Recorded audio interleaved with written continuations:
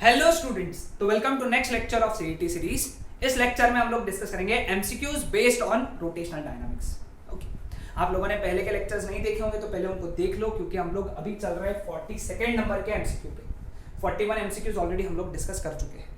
चलो डिस्कस करेंगे हमारा पहला MCQ. If L is the angular momentum and I is the moment of inertia of rotating body, then यहाँ पे then L square by twice I represents. हमको मालूम है, जिसको फॉर्मूला डायरेक्ट मालूम है, L square upon twice I is the formula for rotational kinetic energy.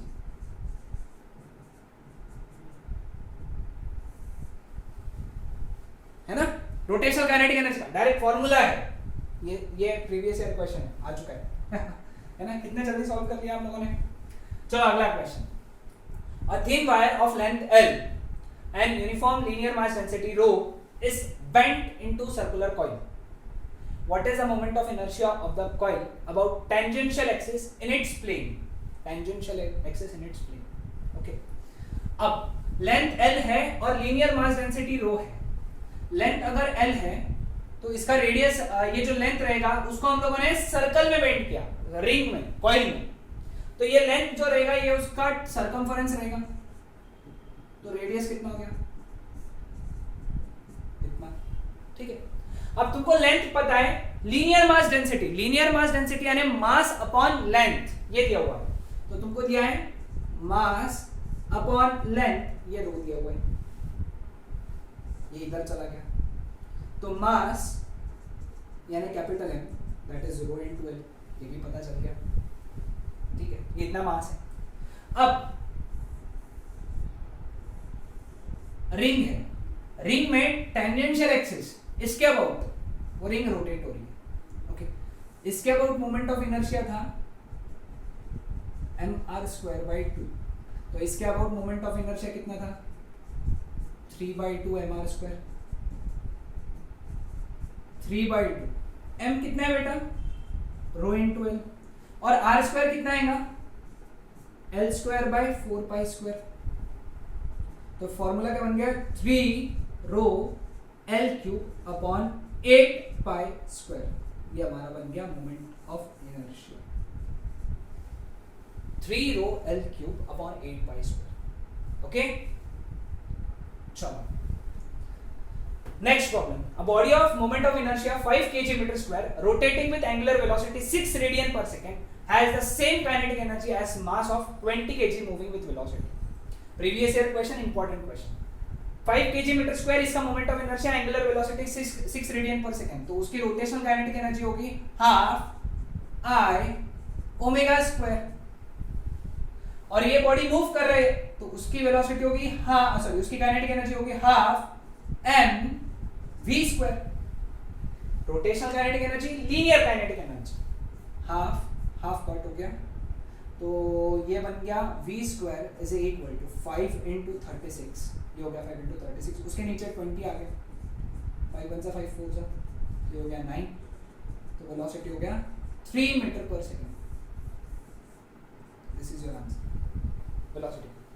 आसान। चलो अगला question. A ring and disc rolls on the horizontal surface without slipping, roll कर रहे हैं without slipping with same linear velocity. If both of them have same mass and total kinetic energy of ring is 4 joule, then total kinetic energy of disk is. Now total kinetic energy formula है half mv² bracket में 1 plus k²/r²।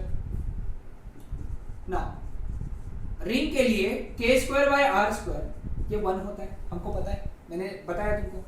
Substitute किया तो total kinetic energy for ring that becomes mv², और इसका value दिया है 4 joule. तुमको निकालना है total energy, kinetic energy for disc. ये डिस्क के लिए निकालना है। अब डिस्क के लिए k²/r² कितना होता है पता है सबको, लिखा के दिया था, नहीं मालूम है तो याद रखो 1/2। सब्स्टिट्यूट करेंगे यहाँ पे तो टोटल एनर्जी फॉर डिस्क कितना बन जाएगा, 1 + 1/2 इज 3/2, और बन गया 3/4 mv² है ना, 3/4। लेकिन mv² की वैल्यू देखो कितनी है, 4 जूल है ना, कैंसिल, तो ये बन गया 3 जूल। ओके, आसान एकदम. Okay. Now, a solid sphere of mass 2 kg is rolling on a frictionless horizontal surface with velocity 6 meter per second. It collides on the free end of the ideal spring. यानी देखो ऐसा घूम रहा था, फिर वो जाके कोलाइड हुआ स्प्रिंग को, है ना, उसको कोलाइड हुआ. तो स्प्रिंग दब क्या, तो उसमें कितना कंप्रेशन प्रोड्यूस होगा हमको पता है. अब एक बात ध्यान देना, इसकी जो रोलिंग काइनेटिक एनर्जी है सॉलिड स्फीयर की रोलिंग काइनेटिक एनर्जी कन्वर्ट होंगी स्प्रिंग के पोटेंशियल एनर्जी में. Okay, rolling kinetic energy of solid sphere कितनी रहेंगी, half M V square 1 plus K square by R square, और स्प्रिंग की पोटेंशियल एनर्जी रहेगी half K X square, where X is compression. Half cancel हो गया. ठीक है, ये रेडियस ऑफ गायरेशन का है, ये स्प्रिंग कांस्टेंट है, स्प्रिंग कांस्टेंट का के, ये रेडियस ऑफ गायरेशन का के. अब के स्क्वायर बाय आर स्क्वायर 2/5 होता है सॉलिड स्फीयर के लिए. एम का वैल्यू कितना दिया हुआ है 2, वेलोसिटी का स्क्वायर यानी 6 का स्क्वायर, ब्रैकेट में 1 plus 2/5 that is equal to K का वैल्यू 36 एक्स स्क्वायर, कैंसिल हो गया. तो X square is equal to 2 into 1 plus 2/5 that is 7/5 that is 14/5 that is 2.8. तो x का वैल्यू हो गया √2.8 मीटर्स. इसको सॉल्व करने की जरूरत नहीं थी क्योंकि ऑप्शन में √2.8 था, है ना, आसान. चलो कुछ क्वेश्चंस, 3 ही क्वेश्चंस बचे, 47 47 48 49, 3 ही क्वेश्चंस बाकी है. चलो हम फटाफट सॉल्व करेंगे. A wheel at rest is to reach angular velocity 24 radian per second in 8 seconds with constant angular acceleration. The total angle turned, angle निकालना थीटा. ठीक है, अब इसको इतनी एंगुलर वेलोसिटी रीच करना है रेस्ट से, यानी रेस्ट बोले तो ω1 0 है, ω2 कितना बोला है 24 रेडियन पर सेकेंड, और टाइम कितना बोला है उसको 8 सेकेंड. तो बेटा अल्फा का वैल्यू निकाल लो पहले. Alpha is ω2 minus ω1 by T, 24 minus 0/8, तो अल्फा बन गया 3 रेडियन पर सेकेंड स्क्वायर. ये बन गया अल्फा. अब total angle turn theta ω1 T plus half alpha T square, ये हमको मालूम है काइनेमेटिकल इक्वेशन से पता है ना. तो थीटा इज इक्वल टू ω1 तो 0 है, तो ये टर्म हट गया, तो बचा हाफ अल्फा. अल्फा कितना है बेटा 3 और टी स्क्वायर, ओके, टी यानी यहाँ पे टाइम 8 का स्क्वायर, तो इट इज 3 इंटू 64/2, तो इट इज 96 रेडियन. ठीक है, ओके, क्लियर विद दिस. चलो लास्ट 2 क्वेश्चंस.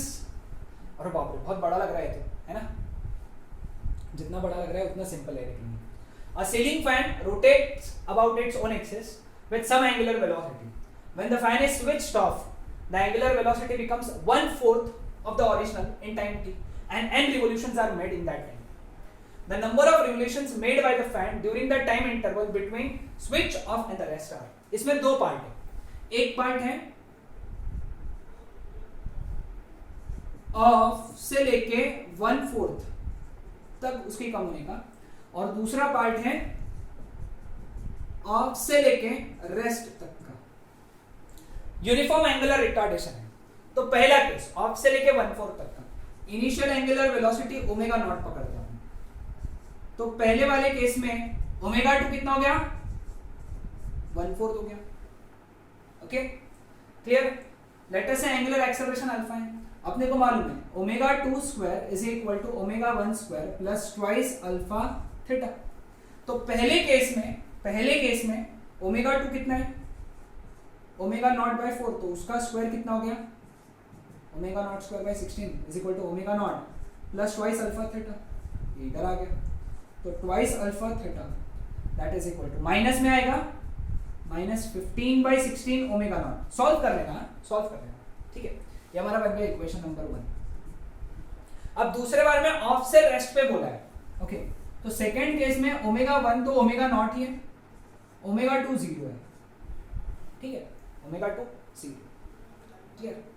अब यहां पे भी सेम इक्वेशन अगर लगाया अपन ने, ये वाला इक्वेशन अगर लगाया हम लोगों ने, तो क्या बनेगा 0 is equal to omega naught square plus twice alpha theta dash, let us से उसको थीटा डैश बोलेंगे, ठीक है।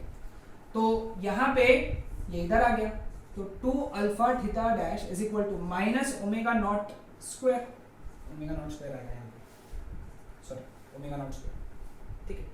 दोनों को डिवाइड कर लेंगे अपन, है ना, दोनों को डिवाइड कर लेंगे, तो this by this 2 alpha theta dash upon 2 alpha theta that is equal to minus omega naught square upon minus 15/16 omega naught square, cancel, 2 alpha cancel, minus minus cancel.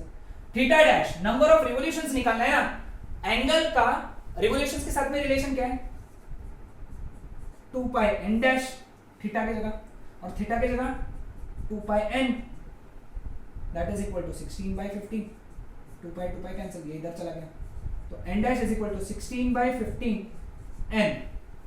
यहां पे number of revolution small n बोला है, तो इसको small n कर दो,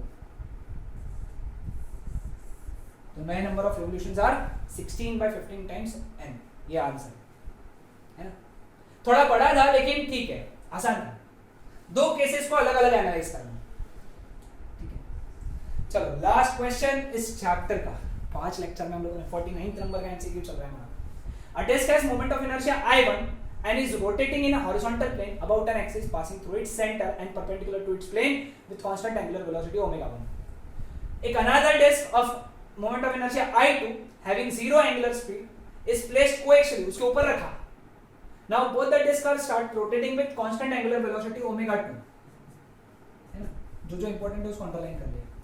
Energy lost by initial rotating disk, अब उसकी एनर्जी कितनी थी जब स्टार्टिंग में वो रोटेट हो रहा था, हाफ I1 ओमेगा 1 स्क्वायर, ठीक है, क्लियर।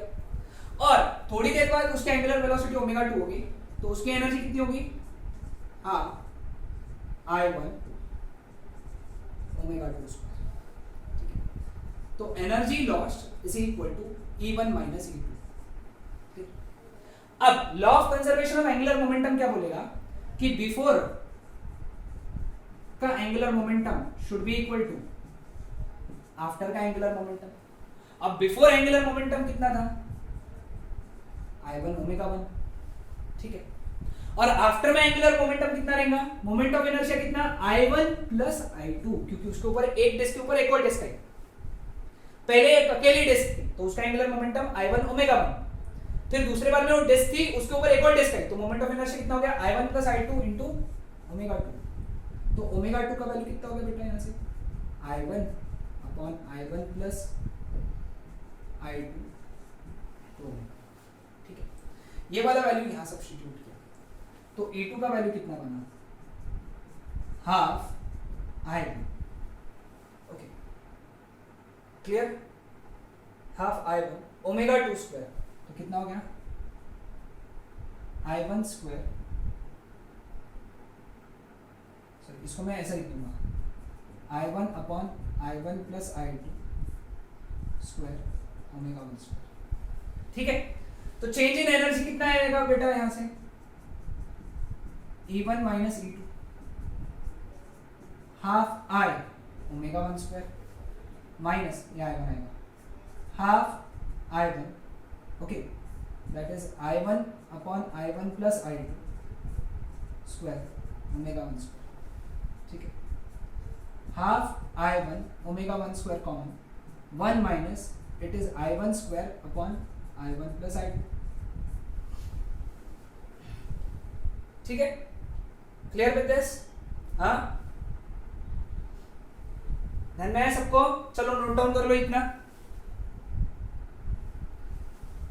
एक थोड़ा सा मिस्टेक है यहाँ पे, it should be I1 plus I2, यहाँ पे I1 प्लस I2 कर दो, I1 प्लस I2 कर दो,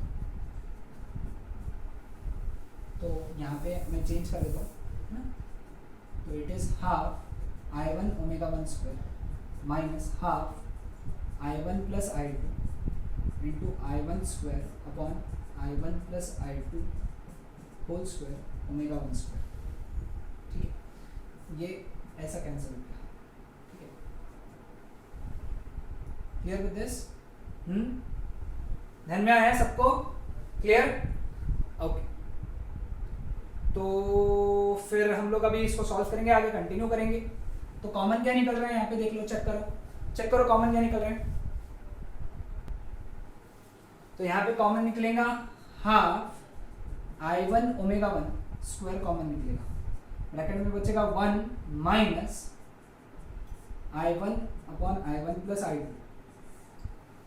ठीक है, इसको अगर सॉल्व किया तो it is half I1 omega 1 square. समझ में आ रहा है सबको?